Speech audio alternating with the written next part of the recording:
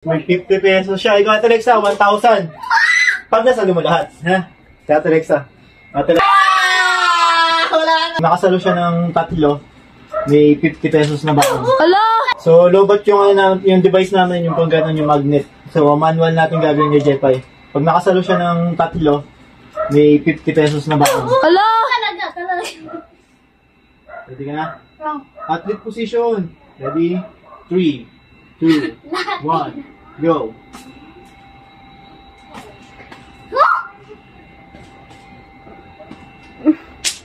Sinasabay niya, tatay. 4. May 50 pesos siya. Ikaw, Ate Lexa, 1,000. Pag nasalo mo lahat, ha? Kaya Ate Lexa.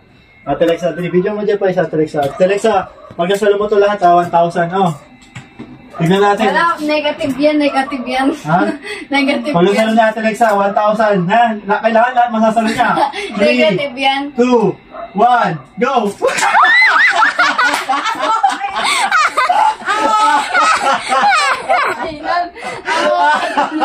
Maduga. Wala maduga. Ulit. Totoo lang. Sabi ko na ako eh. Maduga.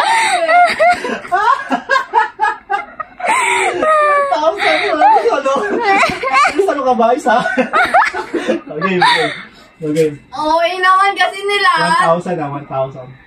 3, 2, 1, go! Ay, dalawa, sorry, again, pagsabay ko, again. Dapat isa-isa ng bagsa. Alden. Ano yan?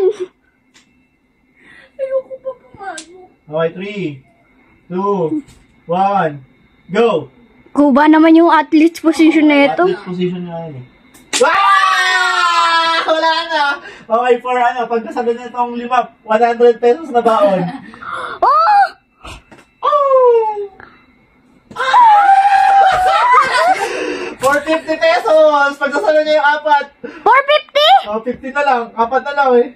Oops! 14 pesos!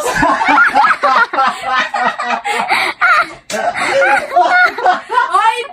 50 pa rin talaga yun. 150! Dalawa na lang ano? Dalawa! Tatlo! Yung 4, 50. Yung 5, 100. Yung 1,000, Bakit akin nga tatlo? Tatlo, sabi mo, tatlo, 50. Wala, iba yung sa'yo. Wala, manuga. Wala. Bukas ulit. Tingnan natin kung ilang magiging baon niya. Bukas ulit. Tingnan natin kung ilang magiging baon nilang dalawa.